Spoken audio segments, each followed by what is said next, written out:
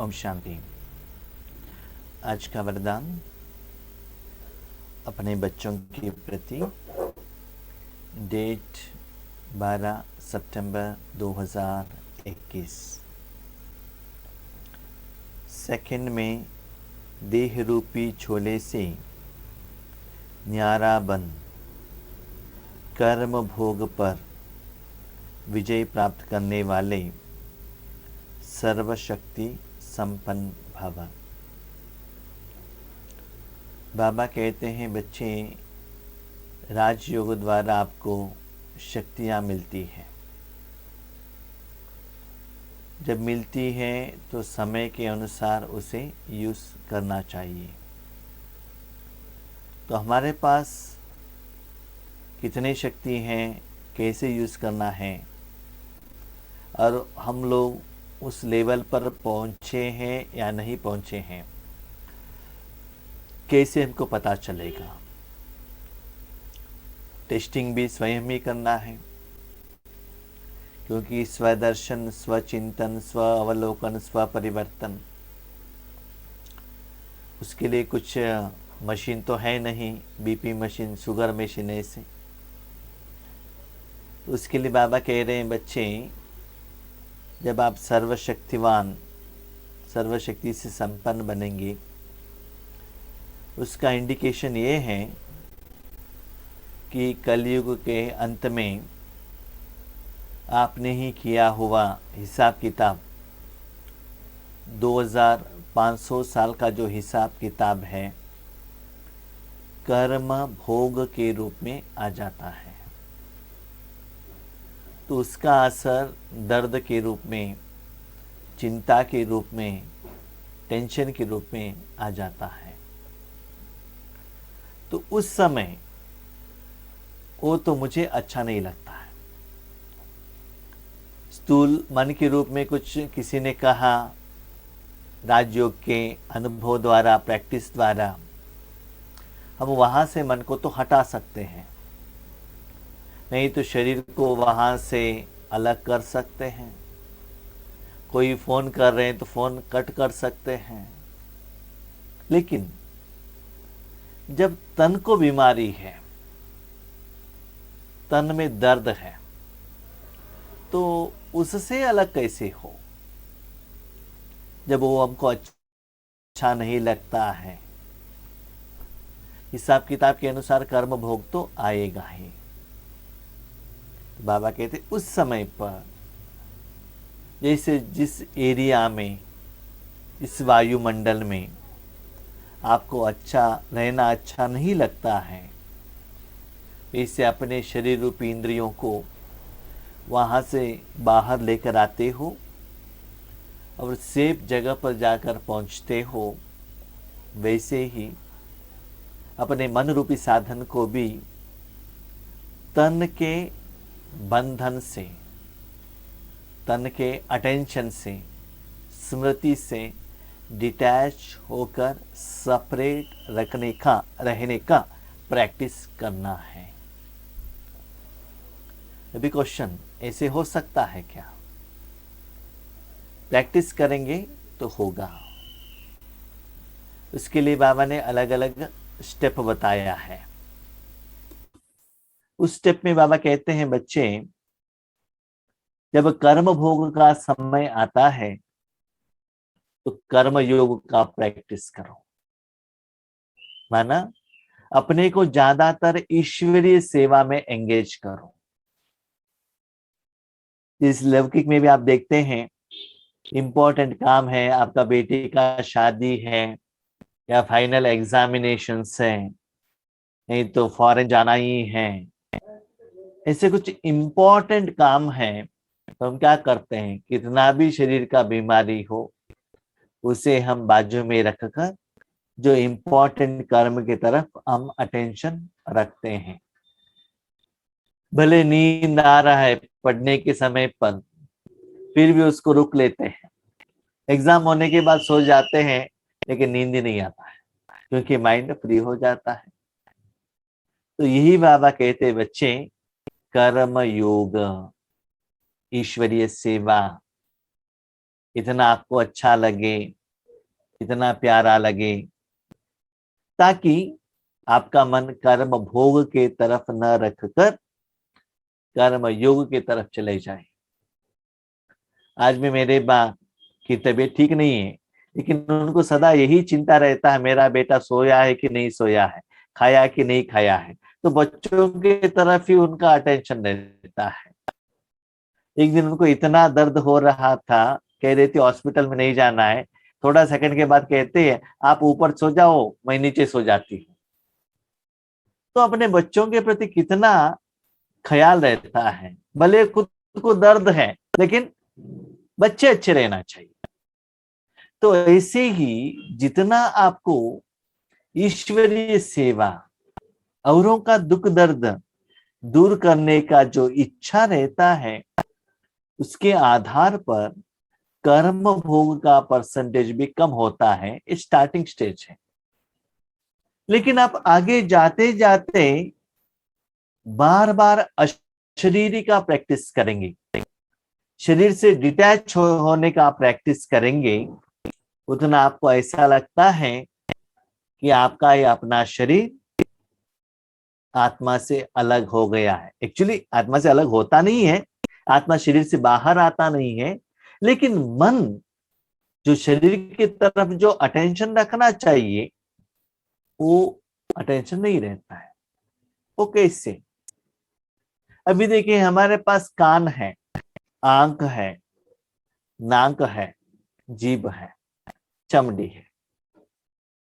इसको कहते हैं कर्म इंद्रियां। जब हम अपने मन को उस इंद्रियों के तरफ रखेंगे, तभी उस एरिया का वायुमंडल का वातावरण का अनुभव हमको होता है। अपने मन को कान की तरफ रखेंगे तो सराउंडिंग में आपको जो साउंड है, वो आत्मा मन द्वारा, कान द्वारा कैच कर सकता है। अपने मन को आंख की तरफ रखा तो आपके आंखों के आगे जो चीज है, व्यक्ति है, कलर है, वो कैच कर सकता है। जीभ के ऊपर कोई भी चीज हो, उसकी तरफ अटेंशन रखेंगे तभी टेस्ट पता चलेगा।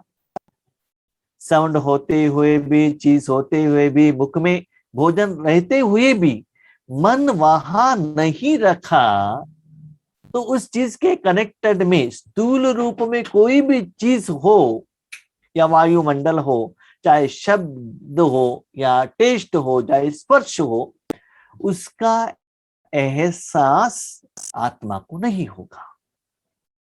क्यों? स्थूल रूप में कनेक्शन होते हुए भी मन आपने वहां नहीं रखा। वैसे ही जब शरीर का भोग आ रहा है, दुख दर्द आ रहा है, उस समय आप अपने मन को, मुझे पेट में बीमारी आ गया है, कोरोना आ गया है, ऐसे आप सोचते रहेंगे तो और भी उसके साथ जुड़ जाएंगे और भी आपको दर्द का फीलिंग आने लगेगा। इसीलिए खुद को चेक कीजिएगा कि जब कर्म भोग आता है, शरीर को व्याधि आती है, उस समय 1 सेकंड में आप कर्म भोग को कर्म योग में परिवर्तन करके विजय प्राप्त कर सकते हो क्या? ऐसे प्रैक्टिस मत कीजिएगा कि नहीं जब होता है तब देखेंगे, अभी क्यों चिंता करना है, क्योंकि आगे तो बड़े बड़े बीमारी आने वाला है।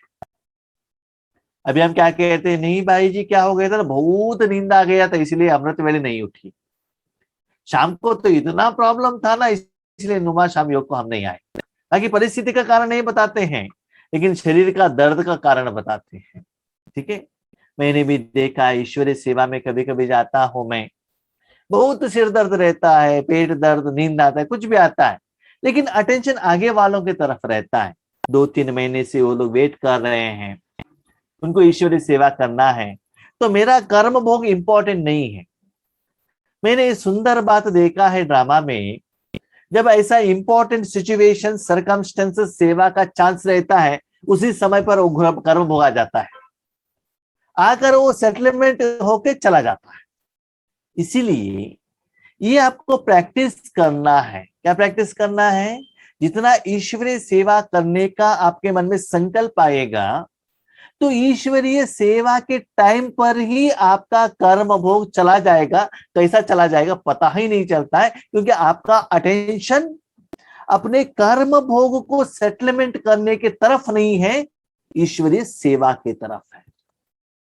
तो जितना परमात्मा में प्यार, ईश्वरीय सेवा में प्यार, अपने से भी ज्यादा औरों के कल्याण के प्रति अटेंशन, जैसे कि घर में पहले वाले माताएं करते थे, आप लोग भी कर रहे हैं। क्या कर रहे हैं?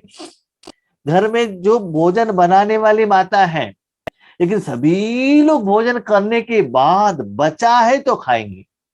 कभी कभी ऐसा भी होता है, तुरंत रिश्तेदार आ जाते हैं, सभी लोगों को इतना प्यार से खिलाएगी, लेकिन इनको भोजन करने के लिए कुछ चाहिए नहीं, फिर भी पानी पीकर इतना खुशी से सो जाएगी कि सभी लोगों का पेट भर गया ना, वो खुशी रहता था।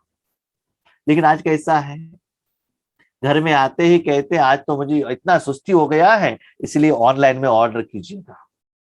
ऑनलाइन में ऑर्डर कर दिया तो पहले घर वाले खा जाएगी, बचा है तो पति को मिलेगा, बचा है तो बच्चों को मिलेगा। अभी तो चेंज हो गया है परिस्थिति। इसलिए बाबा कहते बच्चे देखो, अपने से भी ज्यादा आपके दुनिया में और भी भाई बहनों का दुख दर्द, उनके ऊपर आपको दया करुणा का भाव आता है, तो आपका जो पर्सनल हिसाब किताब साइड में रह जाता है। कितना सुंदर बात है। आज अभी क्लास चल रहा है तो मुझे अभी यहाँ दर्द आ रहा है, प्रैक्टिकली मैं अभी कह रहा हूं आपको, अभी दर्द मुझे आ रहा है, लेकिन मेरा अटेंशन उसके तरफ नहीं है। उससे भी अटेंशन कहाँ है? ईश्वरीय सेवा, क्या सुनाना है, क्या चिंतन मंथन करना है। तो कितना खुशी होता है मुझे कि जिस दिन जो वरदान रहता है उसी टाइम पर मुझे बाबा प्रैक्टिकल एग्जाम दे देता है। भले मुरली कल का हो, 12 तारीख का हो, लेकिन 11 तारीख को उसी टाइम पर हमें टेस्टिंग दे दिया। माना है दर्द ऐसा सीरियस नहीं है कि सेवा मत कर सको, ऐसा सीरियस है नहीं, फिर भी वो मन किस तरफ जाता है, क्या होता है, वो सिचुएशन क्या है, वो स्थिति क्या है, इतना सुंदर रूप से प्रैक्टिकली बाबा हमको क्या कराता है? अनुभव कराता है। इसलिए खुशी होता है, अनुभव का मूर्ति बनो। तो ऐसे क्या करना है? आपको प्रैक्टिस करना। ऐसा नहीं कि कर्म भोग आ जाएगा मैं शरीर से अलग हो जाऊंगा, ऐसा नहीं। ईश्वरीय सेवा के प्रति अटेंशन रखते जाइएगा। कितना सुंदर बात है। अभी तो बाबा कह रहे थे शरीर का कर्म भोग, अभी टेस्टिंग आ गया मन का कर्म भोग। कैसे? इंटरनेट कट हो गया, क्या इसमें असर रहता है कि स्थिति में रहता है? देखिए कितना प्रैक्टिकल वरदान और कितना practical question paper. Internet cut हो गया, क्या हो सकता है? वो भी चिंता नहीं आना चाहिए, ऐसे शांत, नो प्रॉब्लम, स्थिति को मेंटेन करना है। तो जब वो टेस्टिंग आता है, इसलिए बाबा कहते उस दिन का मूल्य उसी दिन पढ़ो, अटेंशन रखो, तो क्या होता है ना, आपको एप्लीकेशन करने में बहुत आसान हो जाएगा कि अभी आ गया, अभी बाबा ने कहा, अभी अप्लाई किया, अभी रिजल्ट्स आ गया। ठीक है? तो कर्म भोग ऐसा नहीं कि सिर्फ तन को आता है, मन को भी आ सकता है। ये भी बाबा ने अभी प्रैक्टिकली हमें भी दिखाया, आपको भी दिखाया। तो अपने मन को चेक, कहाँ गए योगेश भाई, नहीं है, क्या हो गया? ऐसे आपके मन में एक संकल्प आया कि शांत होकर रह गए, तो अपने को भी क्या कीजिएगा? चेक कीजिएगा। तो फ्रेश गर्मा गर्म क्वेश्चन भी आ रहा है, टेस्टिंग पेपर भी बाबा का आ रहा है। तो इस टेस्टिंग पेपर में हम कहाँ तक पास हो रहे हैं, अपने आप को क्या कीजिएगा? चेक कीजिएगा। तो ऐसे समय के अनुसार वो शक्तियों को हम अप्लाई करेंगे, वही अष्टरत्न विजयी कहलाते हैं। माना कर्म भोग के कारण ईश्वरीय सेवा रुखी, ऐसा नहीं होना चाहिए।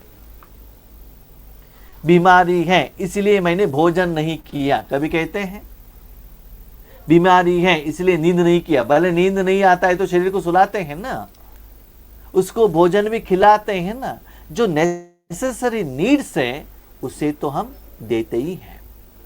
तो ऐसे ही ईश्वरीय सेवा भी इतना प्रायोरिटी में आना चाहिए, फर्स्ट प्रेफरेंस आपको देना चाहिए। तब जो कर्म भोग का समय भी कर्म योग में चला जाएगा।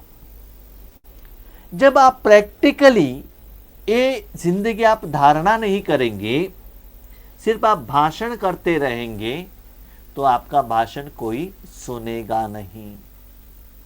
लोग प्रैक्टिकल चाहते हैं। तो अष्टरत्न माना शरीर रूपी मन रूपी बीमारी के समय पर भी उससे डिटैच, उसके ऊपर भी विजय। माना आपका योग इतना हाई लेवल होना चाहिए, आत्मा शरीर में रहते हुए भी डिटैच। जैसे कि बाबा ने पहले एग्जाम्पल कहा, आत्मा शरीर में रहते हुए कानों से अलग, आंखों से अलग, जीभ से अलग, चमड़ी से अलग, ऐसे ही।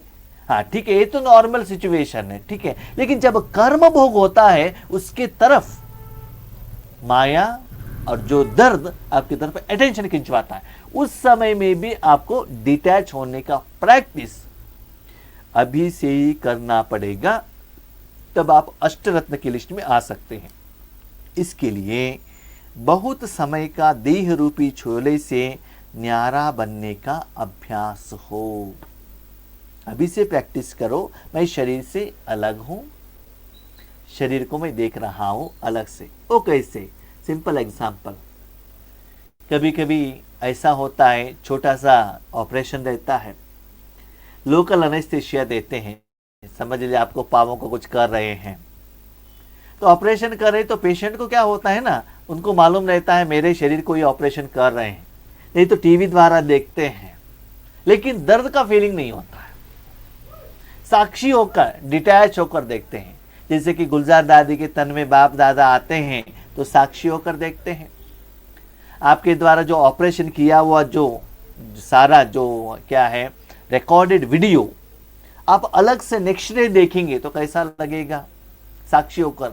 तो वैसे ही उस समय में भी साक्षी होकर डिटैच आपको फीलिंग होना चाहिए। इसीलिए अभी आपका शरीर ठीक होते हुए भी शरीर से अलग होने का आपको क्या करना चाहिए? प्रैक्टिस बार बार बार बार करते ही रहना चाहिए।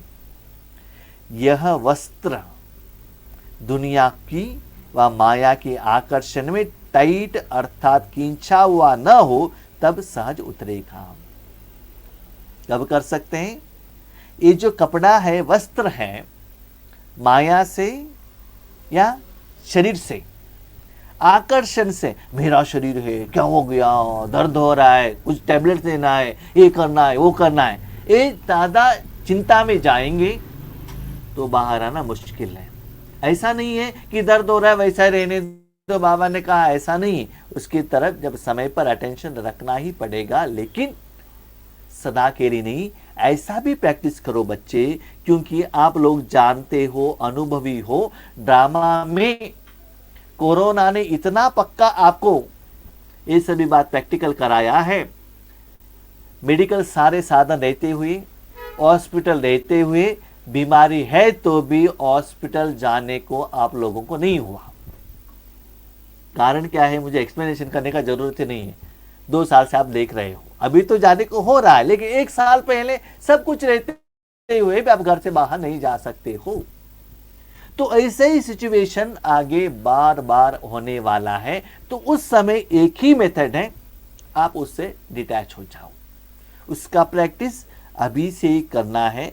बीमारी को ही सामने रखकर पुरुषार्थ और सेवा में वो बीच में रुकावट के रूप में नहीं आना चाहिए। इसीलिए जितना हो सके शरीर रूपी वस्त्र से आप क्या करो? डिटैच हो जाओ। डिटैच होने को क्यों नहीं होता है? माया, विकार। दूसरा है आकर्षण, मेरा करके वो मोह, ये डिटैच होने का आपको नहीं देता है। जैसे कि छोटे बच्चों को एक छोटा सा क्या करो, आइडॉल दे दो, वो सदा साथ में रखकर बैठता है। मोबाइल दे दो, मोबाइल वो छोड़ता ही नहीं है ना। इसीलिए बाबा कहते हैं बच्चे क्या करते हैं, उसके हाथ में एक चाकू है, उससे हटाना है तो माँ क्या करती है? चॉकलेट देती है, नहीं तो कुछ खाना देती थी। ऐसे ही अपने मन को क्या करो? ईश्वरीय सेवा में, ईश्वरीय सुख में, ईश्वरीय आनंद में, आशीर्वाद के खाते में लगाओ। तब क्या होगा? इस दुख दर्द से आप डिटैच हो सकते हो। आज का स्लोगन है, सर्व का मान प्राप्त करने के लिए निर्माण चित्त बनो, निर्माणता महानता की निशानी है। हम कभी कभी क्या कहते हैं, हम कितना अच्छा सोचते हैं, शुभ भावना रखते हैं, आगे वालों को रिस्पेक्ट भी देते हैं, लेकिन वो मुझे मान नहीं दे रहे हैं। कौन? आगे वाले मुझे मान नहीं दे रहे हैं। किसके लिए मान देना चाहिए आगे वाले? आप कौन हो? क्या तन आपका है या मन आपका है? तो कल मैं यही सोच रहा था, आज जो भी बाबा ने मुझे बनाया है वो बाबा का कारण मैं बना हूं। जो भी आप आज आगे हैं, क्लास सुन रहे हैं, थैंक यू कहते हैं, जो भी होते हैं वो भगवान के कारण है। तो उसके लिए भगवान जिम्मेदार है। तो मुझे मान लोग क्यों दें? ताकि मैंने क्या किया ताकि मुझे मान मिले। इसीलिए निर्मान, किसी से मान का एक्सपेक्टेशन चित्त बुद्धि में भी नहीं रखो। क्यों? क्योंकि बच्चे जो भी मनुष्यात्माएं मान देते हैं ना, काम के हिसाब से देते हैं। काम कंप्लीट हो जाता है, वो आपको मान नहीं देते हैं, वो नीचे गिराते हैं। लेकिन भगवान ऐसा एक व्यक्ति है, भले आप में कितना कमियां है, जानता है, देखता है, सब कुछ है, लेकिन कहता मेरा बच्चा विश्व कल्याणकारी है, विश्व महाराजा नहीं, इतना ऊंचा उठाता है। उनको मालूम है ये विश्व महाराजा नहीं बनता है, फिर भी ऊंचा उठाता है। कैसे? मान देकर। जब वो विश्व कल्याणकारी कहते भगवान करके भक्ति मार्ग से ही क्या करते, नमस्ते करते हैं। इसीलिए मान दो, मान लो। संगम युग में बाबा ने आपको मान दिया, 2500 साल आपने भगवान को मान दिया। तो पहले किसने दिया? भगवान ने। ठीक है, संगम युग में बाबा ने मान दिया। उन्होंने पूछा क्या द्वापर युग में आकर मुझे मान दो, मैंने संगम युग में दिया था, रिटर्न करो? पूछा नहीं। क्या उनके मन में एक्सपेक्टेशन था मैंने दिया तो मेरे बच्चे देना पड़ेगा, मैंने तो इतना सब कुछ दे दिया है? क्या उनके मन में संकल्प था? नहीं था ना। जब बाप समान बनना चाहते हो तो आपको भी क्या करना है? निर्माण। किसी से भी स्थूल सूक्ष्म में, मन में भी, संकल्प में भी, श्वास में भी, स्वप्न में भी मान का एक्सपेक्टेशन मत रखना। इतना पावरफुल आत्मा भगवान ने मान दिया है, तो और किसी का मान आपको किसका चाहिए? मान किसका चाहिए? निर्माणता ही महानता है। अच्छा, ओम शांति।